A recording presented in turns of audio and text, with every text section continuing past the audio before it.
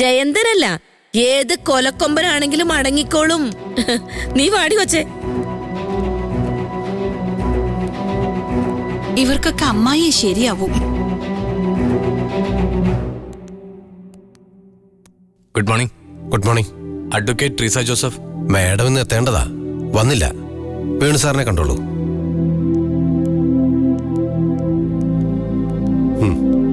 അതുപോലെ ചെയ്താൽ മതി സാർ. പ്ലീസ് ഇരിക്കൂ. പിന്നെ ഡീറ്റെയിൽസ് എല്ലാം മെയിൽ ചെയ്ത് കൊടുത്തേക്ക്. Okay sir. ഒക്കെ പറഞ്ഞതുപോലെ. ഓക്കെ ചെല്ലേ. ഓക്കെ. സാർ, ഞാവൽത്തൊടിയിൽ ദേവൻ സാറോ? ഇത് അദ്ദേഹത്തിന്റെ ഭാര്യയാണ്. നമസ്കാരം മാഡം. ദേവൻ സാറിനെ പോലീസ് അറസ്റ്റ് ചെയ്തിരിക്കാം. ഇന്ന് രാവിലെ ഒരു കൊലപാതക കേസാ. എനിക്കറിയാം. മുമ്പൊരിക്കൽ സാറിനെ കണ്ടപ്പോ സൂചിപ്പിച്ചിരുന്നു. അത് പക്ഷേ അന്വേഷണം നിലച്ചതുപോലെ ആയിരുന്നല്ലോ. അതെ, ഇത് കരുതിക്കൂട്ടി ചെയ്തതാ. ജാമ്യം അനുവദിക്കാൻ പറ്റില്ലെന്ന പോലീസുകാര് പറയുന്നത്. ട്രീസാമ്മയുടെ എപ്പോഴാ വരുന്നത്? മാഡം, മാസത്തിൽ ഒരു 5-6 പ്രാവശ്യം മാത്രമേ ഇവിടെ വരുള്ളൂ. അത് നേരത്തെ ഞങ്ങൾക്ക് അറിയാനും പറ്റും. ആക്ച്വലി നാളെ മാഡത്തിന് കോടതിയിൽ ഒരു കേസുണ്ട്. ഞങ്ങൾ പ്രതീക്ഷിച്ചിരിക്കുക. വിളിച്ചിട്ട് കിട്ടുന്നുമില്ല. May be ഫ്ലൈറ്റിലായിരിക്കും. വരാതിരിക്കില്ലല്ലോ അല്ലേ? ഏയ്, ഇതുവരെ മാഡത്തിന്റെ ഭാഗത്ത് നിന്ന് അങ്ങൊന്നും ഉണ്ടായിട്ടില്ല. വരും. നിങ്ങൾ വെയിറ്റ് ചെയ്യുന്നു അതോ? വെയിറ്റ് ചെയ്യും. മാഡം വന്ന ഉടനെ കൂട്ടിക്കൊണ്ടു പോണം, അല്ലേ ഗിരിയേട്ടാ? എങ്കിൽ നിങ്ങൾ പുറത്ത് വെയിറ്റ് ചെയ്തോളൂ. ഞാൻ സ്റ്റേഷനിൽ വിളിക്കുകയും ചെയ്യാം. ശരി.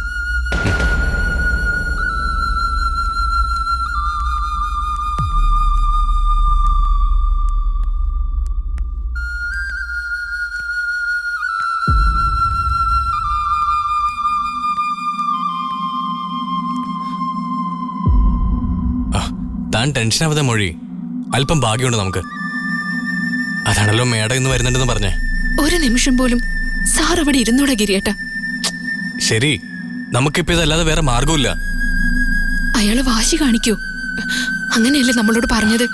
മൊഴി, അയാളുടെ മുമ്പിൽ നമ്മൾ സാധാരണക്കാരാ. അങ്ങനെയല്ല വക്കീലോട് സംസാരിക്കുമ്പോ. അവർ അധികാരത്തോടെ ചോദിക്കുക. അഹങ്കാരം നിറഞ്ഞ മറുപടി പറയില്ല. താൻ സമാധാനപ്പെട്. നമുക്കിവിടെ വെയിറ്റ് ചെയ്യാം. വാ.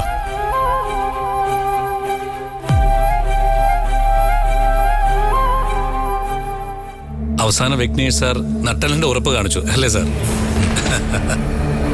എങ്ങനെയുണ്ട് നമ്മുടെ പ്രതി? ജാമ്യമില്ല, നേരിട്ട് കോടതിയിൽ ഹാജരാക്കാനാ ഉദ്ദേശം. എനിക്കൊന്ന് പുള്ളിയെ കാണണമല്ലോ. അത് പ്രശ്നമാവും. ഇല്ല സാർ, ഞാനൊന്നും സംസാരിക്കില്ല. ഉറപ്പ്. സാർ ഇപ്പൊ വരും. സാറ് മാത്രമല്ല, സീനിയർ ഓഫീസേഴ്സും ഉണ്ടാവും. അതിനിടയില് സാർ, ജസ്റ്റ് എ മൊമെന്റ്, അത് മതി. അകപ്പെട്ട് നിൽക്കുന്ന കാഴ്ച അടുത്തു നിന്നൊന്ന് കാണണം. That's all. ശരി, ഒരുപാട് സമയമെടുക്കരുത്. Thank you sir.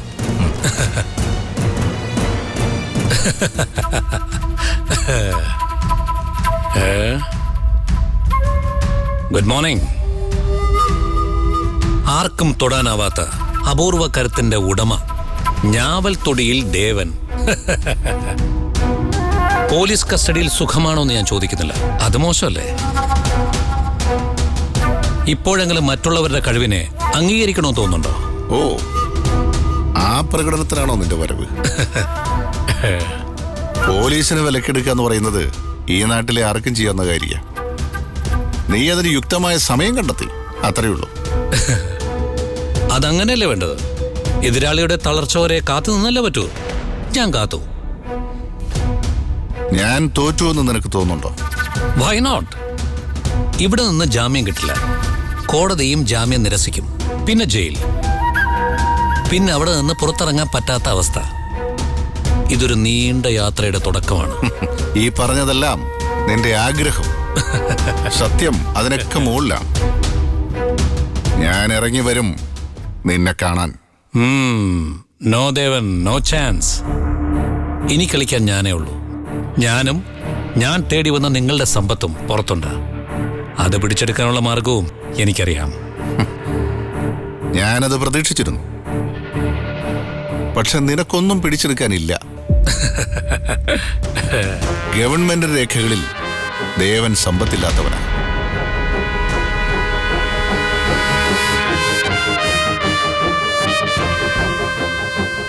ഓ, ഇതിനിടയിൽ അങ്ങനെ ഒരു മൂവ്മെന്റ് ഉണ്ടായോ? നീ എന്താ എന്നെ കുറിച്ച് കരുതിയത്? പഴയതൊക്കെ ഞാൻ ബോധപൂർവ്വം മറക്കുന്നതാ, മറന്നുപോയതല്ല. Okay, great. അപ്പൊ ഞാൻ എന്ത് ചെയ്യണം? ഇറങ്ങി വരുമ്പോ സന്തോഷിക്കാനുള്ളതൊക്കെ ഒരുക്കി വെക്കണ്ടേ? നിർത്തടാ. നിന്റെ ഭീഷണി ഞാനില്ലാതായാലും എന്റെ കുടുംബത്തെ ദ്രോഹിക്കുമെന്നാണോ? എന്നാണോ നീ പറഞ്ഞതിന്റെ അർത്ഥം? അങ്ങനെ സംഭവിച്ചാൽ ഒറ്റയിറക്കത്തിനും ഒരു കാഴ്ചയ്ക്കും നീ തികയില്ല ദേവന്. അത് നീ ഓർത്തോ. പിന്നെ നിന്നെ അനുസരിച്ചവർക്കും നിന്നെ എന്റെ മുമ്പിലേക്ക് അയച്ചവർക്കും പാരിതോഷ്യങ്ങൾ വേറെ ഞാൻ കരുതിയിട്ടുണ്ട്. കാണാ ദേവൻ, ഇത് നമ്മുടെ കലാശക്കൊട്ടാണ്. ഇതിലൊരാൾ വീണേ പറ്റൂ. വീഴ്ത്ത് ഞാൻ.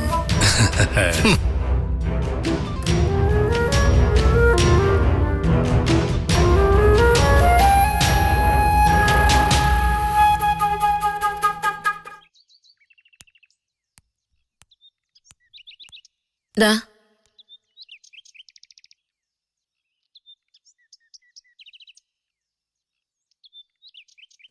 ഛേ, ഇവരിത് വിളിക്കുന്നുമില്ലല്ലോ. അവര് വക്കീലിന്റെ വീട്ടിൽ കാത്തിരിക്കാനെന്ന് പറഞ്ഞല്ലോ, വരും. ഒരു കേസ് കഴിയുമ്പോഴേക്കും വേറൊന്നു പറഞ്ഞ് നടക്കാതിരുന്നാ മതി. എന്തു പറയാൻ? ഓ, ഒന്നുമില്ല. നിങ്ങൾക്കത് പറഞ്ഞാൽ മനസ്സിലാവില്ല. ഒരുപാട് വളഞ്ഞ കാര്യം അല്ലെങ്കിൽ മനസ്സിലാവും. ഒന്ന് പറഞ്ഞു നോക്ക്. ഇവിടെ വന്ന് ബഹളം ഉണ്ടാക്കി പോയില്ലേ ജയന്തൻ? അവനെ കൊടും വിഷമാ. അല്ല, പറഞ്ഞു നാറ്റിക്കാൻ തീരുമാനിച്ച അത് മതിയല്ലോ. എന്തു പറഞ്ഞു നാറ്റിക്കാൻ? അല്ലാന്നേ, അവര് നോക്കുമ്പോ ദേവനെ രക്ഷിക്കാൻ ആരൊക്കെ കൂടി ഇറങ്ങി തിരിച്ചിരിക്കുന്നേ? ഗിരിയും മൊഴിയും. അത് മതിയല്ലോ. അതിനെന്താ? അവരുടെ പഴയ കാര്യമൊക്കെ എല്ലാവർക്കും അറിഞ്ഞൂടെ? അത് മതി മതി. അല്ല, ഇത് അവന്മാർക്ക് തോന്നിയ സംശയമാണോ അതോ തനിക്ക് തോന്നിയതോ? അയ്യോ, എനിക്കെന്ത് തോന്നാൻ? എടോ, സ്റ്റേഷനിലേക്ക് ഗിരി പോണ്ട, മൊഴിയുടെ കൂടെ ഞാൻ പോയാ മതി എന്ന് താൻ പറഞ്ഞതിന്റെ അർത്ഥം ഇപ്പോഴെനിക്ക് മനസ്സിലായത്.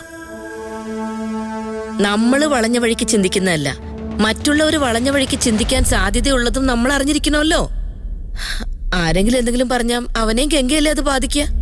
ഗിരിയാണെങ്കിലും അവളെ മനസ്സിൽ നിന്ന് മറക്കാൻ തുടങ്ങിയതും കൂടിയാ. ഒന്നിച്ച് നടന്ന് സംസാരിച്ചും ഇനി അത് വളർന്നാല്? എനിക്ക് താൻ പറയുന്നത് മനസ്സിലാവുന്നില്ല. അതിനുള്ള വിജ്ഞാനം കാരണവന്മാർ എനിക്ക് തന്നിട്ടില്ല. ഓ, ഞാൻ പറയാനുള്ളത് പറഞ്ഞേ ഉള്ളൂ. എടോ, ഒരു ദുരന്തമോ വിഷയമോ വരുമ്പോ ഒരാൾ കൈപിടിക്കുന്നതും സഹായിക്കുന്നതും സർവ്വസാധാരണമാണ്. പിടിച്ച കൈ ആണിന്റേതാണോ പെണ്ണിന്റേതാണോ എന്ന് ആരും നോക്കാറില്ല. ഗിരിയും മൊഴിയും ഒരുമിച്ച് പോകാതിരിക്കാൻ ഒരു കാരണമേ ഉള്ളൂ.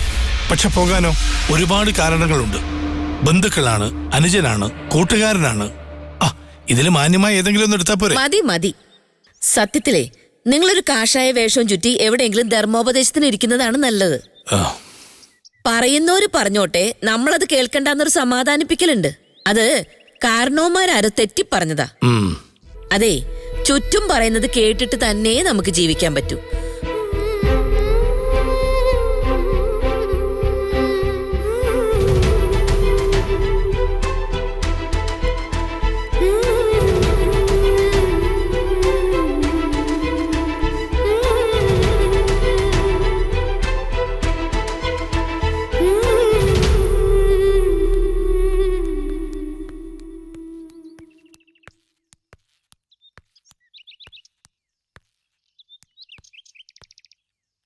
നമുക്കൊരു ചായ കുടിച്ചാലോ? എനിക്ക് വേണ്ട. ഗിരിയേട്ടൻ കുടിച്ചിട്ട് വരൂ. എങ്കിൽ എനിക്കും വേണ്ട. ഫ്ലൈറ്റിലാണെങ്കിലും എത്തേണ്ട സമയമായില്ലേ? അവരെ ഇപ്പൊ വിളിച്ച് നോക്കിയാലേ ഉള്ളൂ. എന്താ ചെയ്യാ?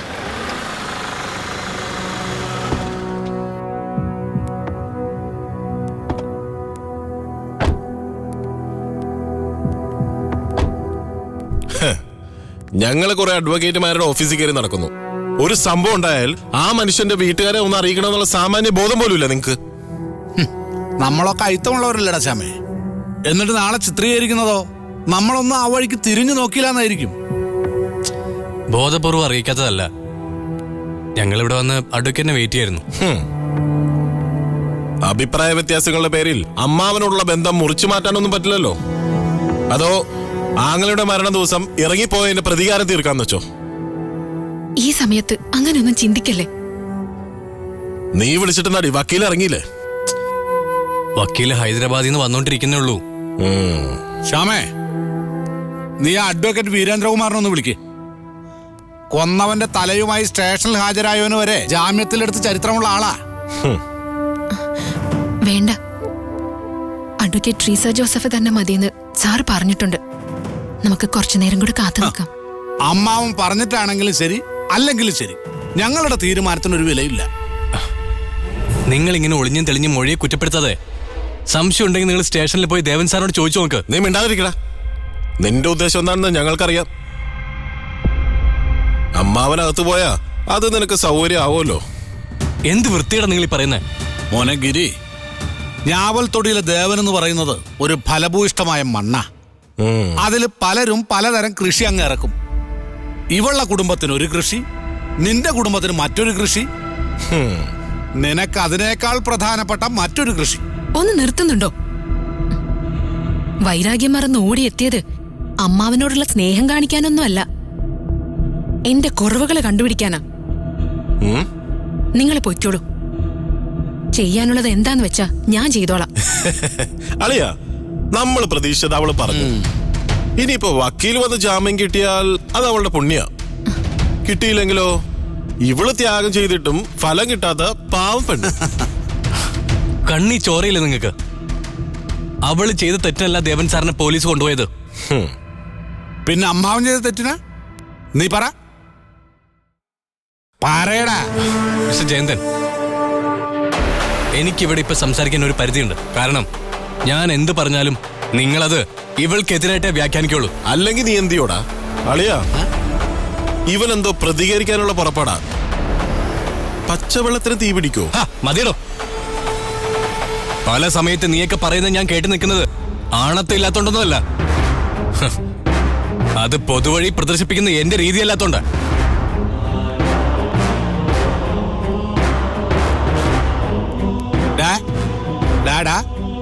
ഒന്നുകൂടെ പറഞ്ഞ നീ. ന്യായം സംസാരിക്കാൻ എനിക്കറിയാം, അത് തടയുന്നവരെ നേരിടാനും അറിയാം. ഇപ്പൊ ഞാനിവിടെ സഹായിക്കാൻ ഇറങ്ങിയത് താനൊക്കെ എന്തൊക്കെ പറഞ്ഞാലും ദേവൻ സാറിനത് മനസ്സിലാവും. നിൽക്കുന്ന സാഹചര്യം നോക്കാതെ ഇനി ഇവിടെ എന്തെങ്കിലും പറഞ്ഞ നിങ്ങൾ ഇതുവരെ കാണാത്ത എന്റെ പ്രതികരണം ഞാൻ നിങ്ങളെ കാണിക്കും. ശ്യാമേ, നമുക്കങ്ങ് പോകാം. ഈ സാറ് പറഞ്ഞ സാഹചര്യം നമുക്കങ്ങ് മാനിച്ചേക്കാം.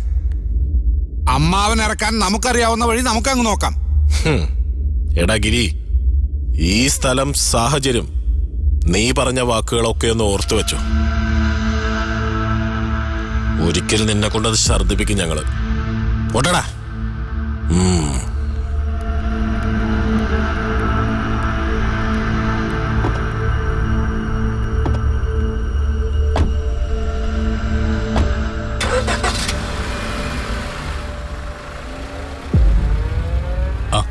ഇതൊന്നും കാര്യാക്കേണ്ട മൊഴി.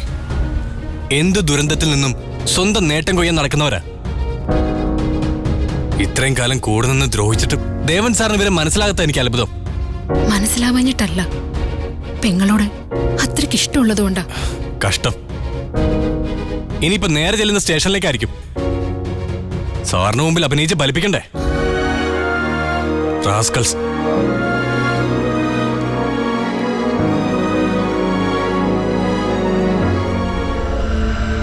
എബി, എന്തിനാടോ താൻ എന്നെ ഒറ്റുകൊടുത്തത്? എന്താ അതിന്റെ നേട്ടം? അത് ഞാൻ എന്റെ ജീവിതമാണ് ഇല്ലാതാകുന്നത്, എന്റെ കുടുംബമാണ് തീരാൻ പോകുന്നത്. തനിക്കൊരു കുടുംബമില്ലേ? അവർക്ക് എന്തെങ്കിലും ദോഷം വന്നാൽ താൻ വിഷമിക്കില്ലേ?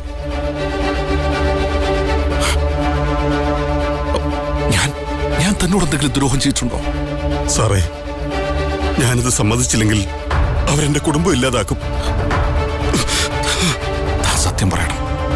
തനിക്കൊന്നും സംഭവിക്കാതെ ഞാൻ നോക്കിക്കോളാം. തനിക്കെന്നെ വിശ്വസിക്കാം. പ്ലീസ് എബി, നിർത്തണോ പ്ലീസ്? എന്താണ് ഇവിടെ? സാർ, ഇയാളെ നിങ്ങൾ ഭീഷണിപ്പെടുത്തി സമീപിച്ചതാ. ഇയാളല്ല എന്നോട് പറഞ്ഞു. എന്താടോ, നീ ഇയാളോട് അങ്ങനെ പറഞ്ഞോ?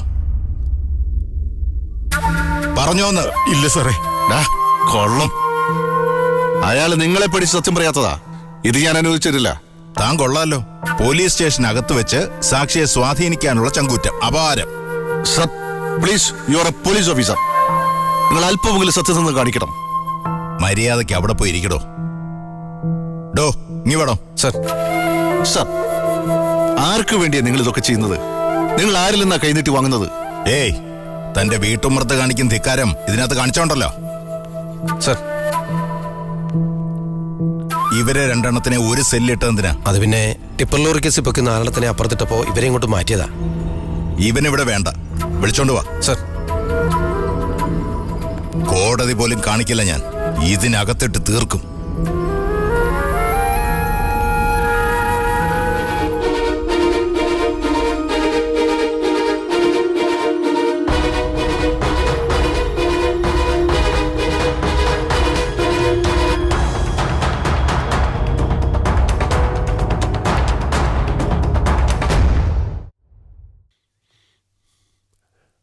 മാഡം ഇപ്പൊ വിളിച്ചു. ഇപ്പൊ എത്തൂ? ഇല്ല, മാഡം വരാൻ 2 ദിവസം എടുക്കും. അവിടെ എന്തോ അത്യാവശ്യമുണ്ട്. അപ്പൊ പിന്നെ എന്താ ചെയ്യാ? എന്തായാലും സ്റ്റേഷനിൽ നിന്ന് ജാമ്യം തല്ലെന്ന് ഉറപ്പുണ്ട്. മാഡം വിളിച്ചു പറഞ്ഞിട്ട് അഡ്വക്കേറ്റ് ശ്രീകുമാർ അവിടെ പോയിരുന്നു. ഇനി കോടതിയിൽ മൂവ് ചെയ്യാം, നാളെ കഴിഞ്ഞ്. മാഡം പേപ്പേഴ്സൊക്കെ റെഡിയാക്കാൻ പറഞ്ഞിട്ടുണ്ട്. എനിക്ക് മാഡത്തിനോടൊന്ന് സംസാരിക്കാൻ പറ്റൂ? അതിപ്പോ പ്ലീസ് സർ, ഒന്ന് സംസാരിക്കാനാ. ഓക്കെ.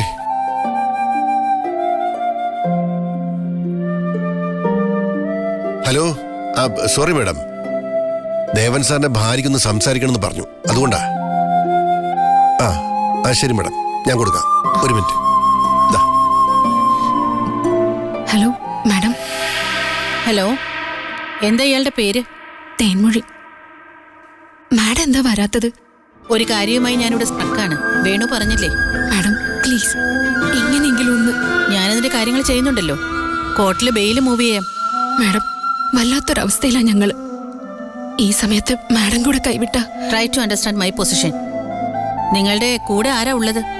ഗിരിയേട്ടൻ, എന്റെ അമ്മാവന്റെ മോനാ. അയാളെന്താ ചെയ്യുന്നത്? എഞ്ചിനീയറാ. ഫോൺ അയാൾക്ക് കൊടുക്ക്. ശരി. Hello madam. ഗിരി, ഈ വിഷയത്തിൽ ഇപ്പോ പ്രാക്ടിക്കലായ ഒരു സമീപനം കൊണ്ട് മാത്രമേ കാര്യമുള്ളൂ. ചർച്ചാ വിഷയമായ കേസായതുകൊണ്ട് സ്റ്റേഷനിൽ നിന്ന് അവരൊരിക്കലും ഒരു ജാമ്യം തരില്ല. It is fixed. പിന്നെ കോടതിയാണ്. ശരി മാഡം. ആ കാര്യങ്ങൾ ഡീറ്റെയിൽ ആയിട്ട് ഞാൻ വേണുവിനോട് പറഞ്ഞേൽപ്പിച്ചോളാം. നിങ്ങൾ അവരോട് കാര്യങ്ങൾ പറഞ്ഞ് മനസ്സിലാക്കൂ. ശരി മാഡം. പരമാവധി കോടതിയിൽ ഹാജരാക്കുന്ന നിലയിൽ ഞാൻ കാര്യങ്ങൾക്ക് ശ്രമിക്കാം. ഓക്കെ? Okay okay madam.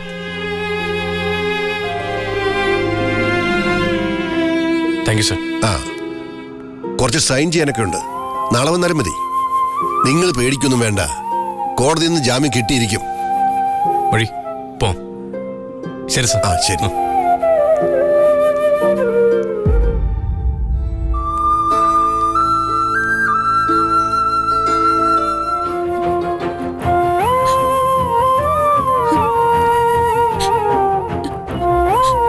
വഴി നമുക്ക് എന്ത് ചെയ്യാൻ പറ്റും?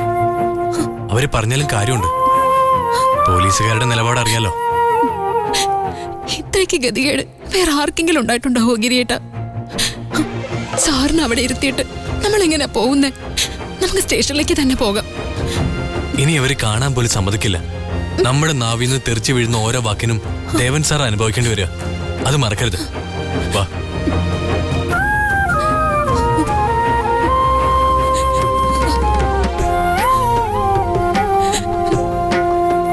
വഴി.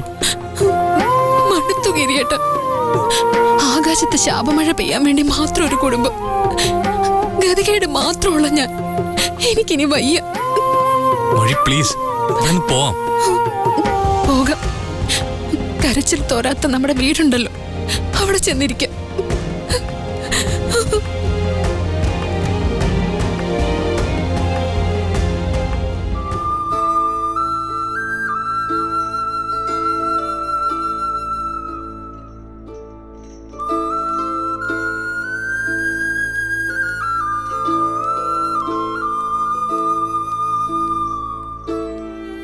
എത്ര നേരമായി പോയിട്ട്?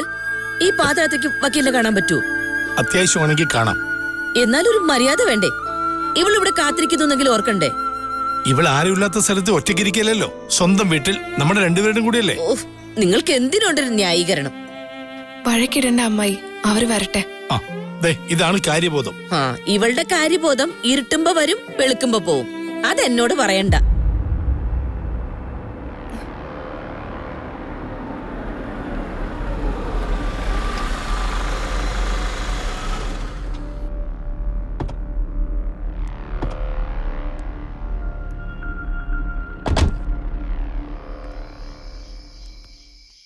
അല്ല, എന്തായി?